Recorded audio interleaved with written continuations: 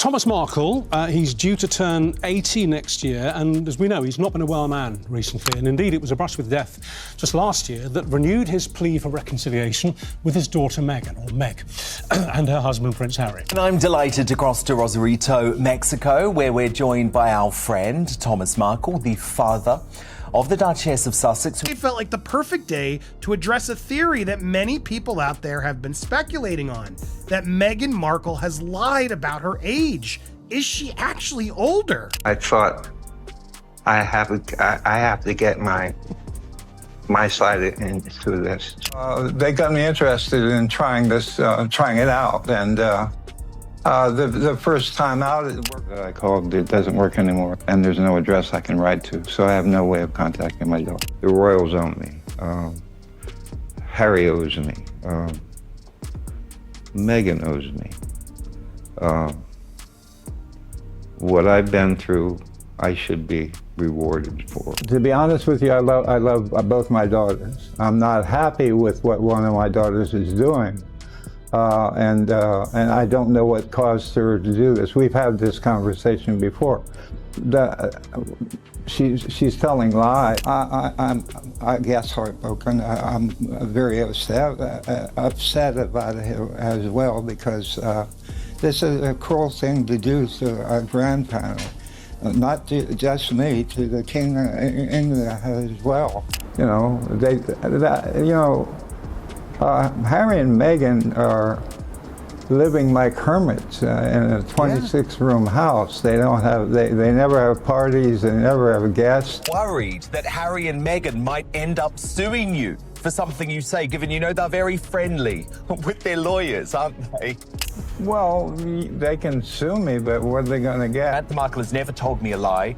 Every single thing that she has said about either you or Meghan has checked out over the past couple of weeks, because your other daughter, Samantha Markle, a woman who you know I have a lot of respect for, and I've said publicly, and I will say it again because I know she's the subject at the moment of quite a vicious attack by the liberal American media. Thomas Markle didn't come back into the spotlight to stir drama or chase headlines. Oh no, this man isn't looking for attention or money. He's looking for something deeper, something he's been holding inside for years. Because as he said in his own words, the story about my daughter no longer matches the truth I lived. And when a father says that, and people stop scrolling, they listen, they feel that crack in his voice, that ache that only a parent betrayed by his child could understand. He isn't here to throw mud, he's here to tell you about the little girl he once carried in his arms, the smell of the hospital room, the tiny fingers he once kissed. He's here to tell you about the daughter whose school fees he paid, whose acting lessons he supported, whose dreams he helped build, because he remembers everything. And most importantly, he remembers the year she was born. Not from a headline, not from a PR profile, but because he was there. He saw it. He lived it. But Thomas says something doesn't add up anymore. The version the world has been told, it's wrong. Not off by a few details. Not mixed up by reporters. No, wrong by 6 whole years. And that number, 6, isn't random. It's printed in black ink on a forgotten page of 17 magazine from 1997. Not a rumor, not a fan theory. A physical copy you can walk into a library and hold in your hands. Page 90. There it is. Meghan Markle, age 21. Wait, 21 in 1997? Do the math. If Meghan was born in 1981, like her biography says, she should have been 15 at that time, not 21. So where did the extra years come from? Thomas doesn't shout this, he doesn't sound angry, he sounds heartbroken. The way a father sounds when he realizes the daughter he raised isn't the person the world now sees. Meghan Markle is lying about her age. In fact,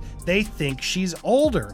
And not a surprise here, because yeah, she lies a lot about her stuff. We've caught her in so many lies. Her own sister has come forward, her family, everybody is exposing the lies that she's been telling. Because that number, 21, it's not just about age. It's the first domino in a chain of contradictions that follows her right into the palace gates. That tiny line buried on page 90 of a teen magazine should have been nothing. But once people did the math, everything exploded. If that magazine was right, if Meghan really told them she was 21, then her entire life story, the one sold to the world, shifts by 6 years. So, if you go over on Google, is she lying about her age? It currently says August 4th, 1981, that she is 41. Well, she would be 42 today.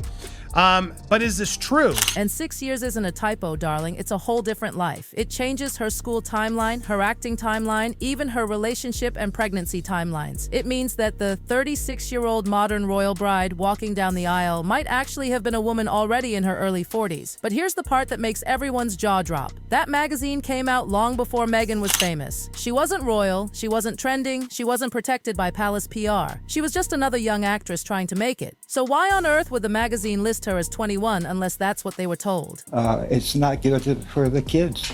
It's bad for the kids.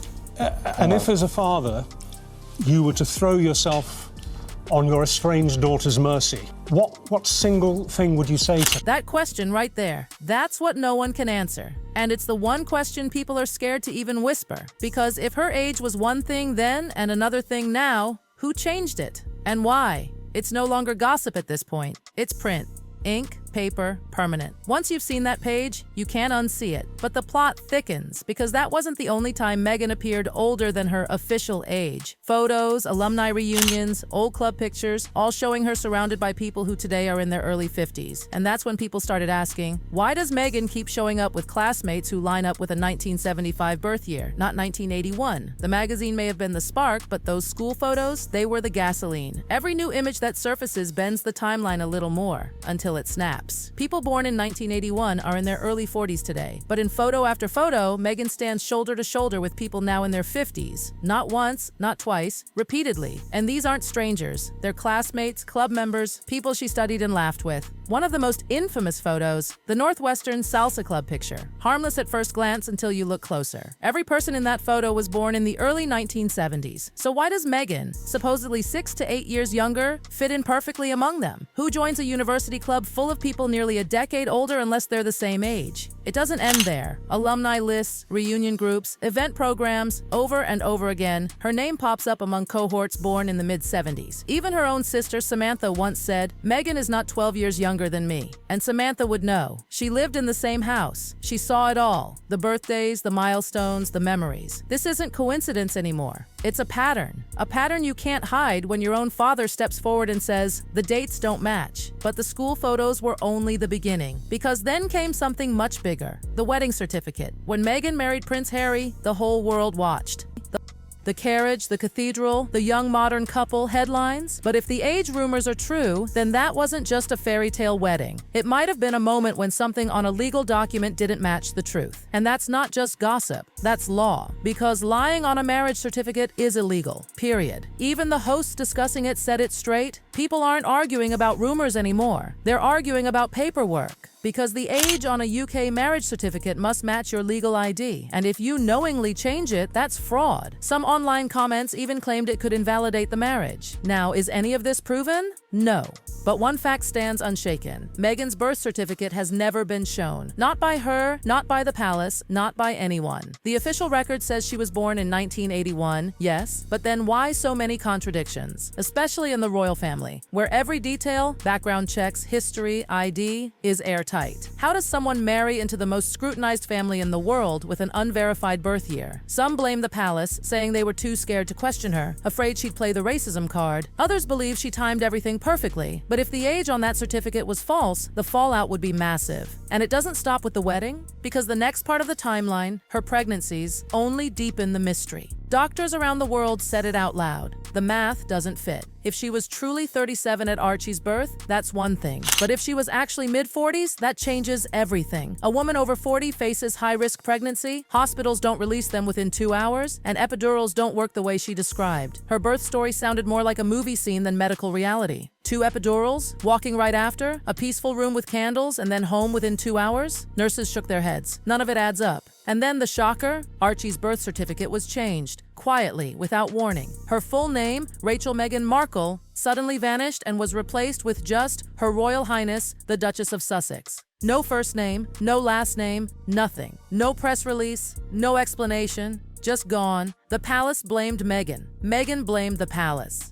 But the world noticed one thing. If she can remove her own name from her child's birth certificate, what else can she change? What else has already been changed? That single edit reignited every old suspicion. Because once you see a royal document altered post-filing, you can't help but wonder, what's real and what's rewritten? And then came the family part. the part that makes the whole story collapse like a house of cards. Samantha Markle, Meghan's half-sister born in 1964, says their 12-year age gap is a lie. Family friends back her up. Neighbors, teachers, childhood acquaintances all insist Meghan was much closer in age to Samantha than the official narrative suggests. They say Meghan wasn't the little girl trailing behind Samantha. She was the teenager right beside her. Some even claim Meghan was already born when Thomas married Doria in 1972. One friend insists she arrived 9 months later, which would make her birth year around 1975, not 1981. And then Thomas, her father, quietly confirms it. The story she tells the world does not match my memories. He doesn't say it to attack her. He says it like a man who's been carrying a secret too long. He believes Meghan cut off her family not because they were toxic, but because they know the truth. They know the real birth year. They know about the first marriage nobody talks about. They know about the alleged child she had as a teenager, a rumor that never quite died. They know the yacht years, the early Hollywood connections, the part of her life she doesn't want attached to her royal persona. Because at the end of the day, there's one thing Meghan can't rewrite: her age. You can edit documents, change names, reshape your image, but you can't erase the memories of people who watched you grow up. And that's why the family timeline is the most dangerous part of all. But the contradictions keep multiplying. Her interviews, her expressions, the way she dodges personal questions, everything feels carefully managed. Observers say her old photos vanish mysteriously, replaced with newer ones that fit the story. It's almost like watching someone edit their own past in real time. People age differently, sure, but when viewers saw her beside Harry, many whispered the same thing. She doesn't look younger, she looks older. Some said mid-40s even on her wedding day. It's not proof, but it feeds the suspicion. Then come the yacht rumors, the missing years, the conveniently lost archives, the kind of gaps no normal person has. And the harder she works to erase them, the louder the questions get. Even inside royal circles, whispers spread. Because this isn't just about image anymore. It's about how one woman's version of her life became the world's official story. And the scariest part? The royal family, the most background-checked, security-obsessed institution on Earth, missed all of it. Some say they didn't dare challenge her. Others think they knew and stayed silent to protect themselves. But silence can mean only two things: ignorance or complicity. And then you look at Thomas Markle again. Not a polished man, but a father who remembers. His voice cracks not with anger, but with pain. The dates don't match, he says, and suddenly the entire royal narrative trembles. Because a father doesn't forget the year his daughter was born. People keep asking, if Thomas knows the truth, why won't he release the birth certificate? Some say he's protecting her. Some say he's waiting. Some say that paper, if revealed, could end the entire debate in 1 second. Because if it proves her story true, fine. But if it doesn't, then everything from the fairy tale wedding to the palace PR machine collapses. Thomas Markle has finally opened the door. And the truth? It's closer than ever.